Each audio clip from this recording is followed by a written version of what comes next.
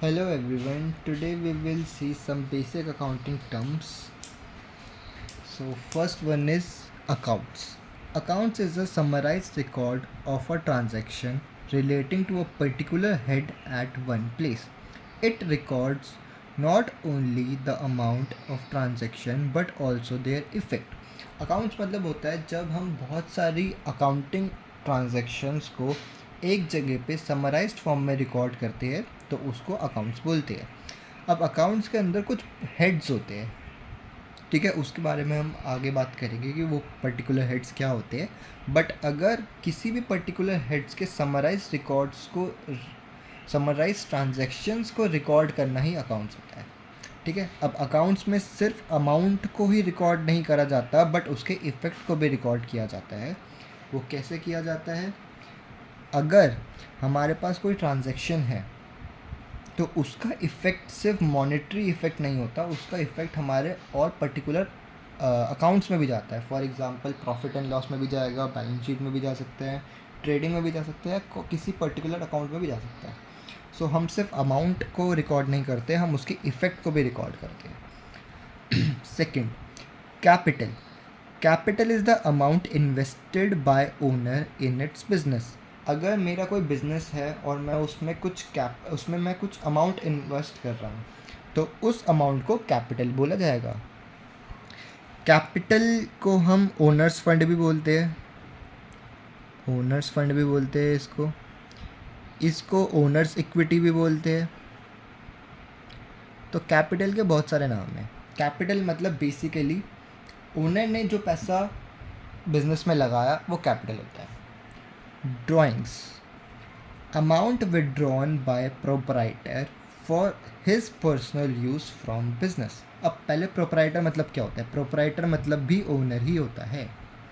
तो अगर बिजनेस से ओनर ने कुछ फंड विड्रॉ करा, विड्रॉ मतलब निकाला, बिजनेस से कुछ पैसा ओनर ने निकाला for personal use, business use के लिए नहीं, पर्सनल यूज़ के लिए, तो उसको हम बोलेंगे drawings. Then fourth one is asset. Asset की डेफिनेशन बहुत इंपॉर्टेंट है। Asset, resources owned by a business that have economic value and which gives future economic benefits. मतलब resources owned by a business ने जितने भी रिसोर्सेज ओन कर रखे हैं, खरीद रखे हैं, या जितने भी रिसोर्सेज बिजनेस के पास है। अब बिजनेस मतलब यहाँ पे ओनर नहीं है, ओनर और बिजनेस अलग अलग ट्रीट होता है अकाउंट्स में, यहाँ पर सिर्फ बिजनेस की बात हो रही है। तो जितने भी रिसोर्सेज ओनर के पास है जिनकी एक इकोनॉमिक वैल्यू है, जिनको आप मॉनेटरी टर्म्स में मेजर कर सकते हो, and which gives future economic benefits, और जिससे बिजनेस को फ्यूचर में इकोनॉमिक बेनिफिट हो, यानी कि जिससे फ्यूचर में पैसा आए बिजनेस में, तो इसको बोलते हैं एसेट। मतलब ऐसा रिसोर्स जिसको हम मॉनेटरी वैल्यू में रिकॉर्ड कर सकते हैं और जिससे फ्यूचर में इकोनॉमिक बेनिफिट हो, ऐसे रिसोर्स को एसेट बोलते हैं। अब एसेट हमारे दो टाइप के होते हैं, एक होता है नॉन करेंट एसेट और एक होता है हमारा current asset. Non current asset क्या होता है? Non current asset are those assets which are held by a business for a long period. They are not held with the purpose to resell. ऐसा asset यानी कि ऐसा resource जो business के पास for a long period of time के लिए रखा हुआ है, or held by the business for a long period. अब ये लॉन्ग पीरियड क्या होता है? Generally 1 year.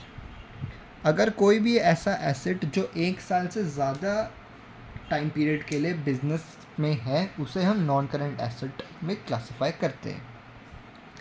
अब दूसरी डेफिनेशन जो नॉन करेंट एसेट की है वो है कि ऐसे एसेट जिसको रीसेल के पर्पस से ना खरीदा जाए। मतलब अगर मैंने कोई मशीनरी खरीदी है तो वो मशीनरी मैं दोबारा बेचने के इंटेंशन से नहीं खरीद रहा हूँ, उस मशीनरी से मैं कुछ प्रोडक्शन करूँगा और प्रोडक्शन को बेचूँगा, तो उसको बोलेंगे हम नॉन करेंट एसेट। अब नॉन करेंट एसेट के एग्जांपल्स क्या क्या होते हैं? जैसे आपका मशीनरी हो गया, 1 साल से ज़्यादा के लिए बिजनेस में होती है। लैंड हो गया, लैंड को आप इतनी जल्दी नहीं बेचते हो जनरली। ठीक है। उसके बाद आपके फर्नीचर्स हो गए, उसके बाद आपकी इन्वेस्टमेंट्स हो गई। अब इन्वेस्टमेंट्स जनरली 1 साल से ज़्यादा की होती है, छोटी भी हो सकती है बट 1 साल से ज़्यादा की भी होती है। तो ये आपके नॉन करंट एसेट्स के एग्जांपल्स हैं। अब करंट एसेट, ये करंट एसेट है। करंट एसेट मतलब नॉन करंट क्या था, जिसको आप लॉन्ग पीरियड के लिए हेल्ड करके रख रहे हो, जनरली 1 ईयर से ज़्यादा। करंट एसेट क्या होता है, जिसको आप 1 ईयर से कम के लिए रख रहे हो अपने पास। Current assets are those assets which are held by the business with the purpose of converting them into cash within a short period. ऐसे asset जिसको business अपने पास रखती है for the purpose of converting them into cash, मतलब उनसे जल्दी से उनसे cash convert हो जाए. For example, stock. Stock generally 1 साल से ज़्यादा, मतलब 1 साल के अंदर अंदर वो कैश में कन्वर्ट भी हो जाता है, मतलब उसको उससे प्रोडक्शन होता है और उसके बाद वो कैश पे कन्वर्ट हो जाता है. तो ये था अपना नॉन करंट एसेट और करंट एसेट. अब नेक्स्ट, लाइबिलिटीज़. लाइबिलिटीज़ मतलब क्या होता है, लाइबिलिटीज़ मतलब होता है date.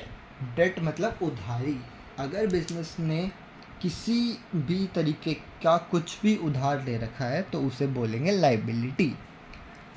Liability means amount payable by the business. Business को जो भी अमाउंट पे करना है उसे बोलते हैं लाइबिलिटी. अब लाइबिलिटी 2 टाइप्स की होती है, इंटरनल लाइबिलिटी और एक्सटर्नल लाइबिलिटी. इंटरनल लाइबिलिटी मतलब लाइबिलिटी, बिजनेस को जो लाइबिलिटी पे करनी है ओनर को, उसे बोलेंगे इंटरनल लाइबिलिटी. और अगर बिजनेस को जो लाइबिलिटी पे करनी है आउटसाइडर्स को, उसे बोलेंगे एक्सटर्नल लाइबिलिटी. मतलब अगर बिजनेस ने, अगर ओनर ने बिजनेस में कुछ कैपिटल इंट्रोड्यूस करा है तो वो बिजनेस की लाइबिलिटी होती है, तो उसको इंटरनल लाइबिलिटी मानते हैं. बट अगर बिजनेस ने बाहर से कोई लोन लिया है तो वो एक्सटर्नल लाइबिलिटी हो गई. अब लाइबिलिटी में भी सेम 2 टाइप्स, नॉन करंट और करंट. करंट और नॉन करंट की सेम डेफिनेशन है, बस एसेट की जगह लाइबिलिटी को इंटरप्रिटेट करना है. मतलब नॉन करंट लाइबिलिटी मतलब liability which is payable after a period of more than 1 year, यानी कि ऐसी लाइबिलिटी जिसको हमें 1 साल के बाद पे करना है, तो वो होती है non current liability. Non current liability के एग्जांपल्स जैसे लोन्स, लॉन्ग टर्म लोन्स, मतलब शॉर्ट टर्म भी हो सकते हैं but generally loans long term ही होते हैं. उसके बाद डिबेंचर्स. डिबेंचर्स क्या होते हैं ये हम आगे देखेंगे. तो ये होते हैं नॉन करंट लाइबिलिटीज़ की डेफिनेशन. अब करंट लाइबिलिटी मतलब current liability, liability which is payable with in 1 year. ऐसी लाइबिलिटी, ऐसी उधार जो हमें 1 साल के अंदर अंदर जिसको पे ऑफ करना है. तो ये हो गए आपके करंट लाइबिलिटी. अब करंट लाइबिलिटी के एग्जांपल्स,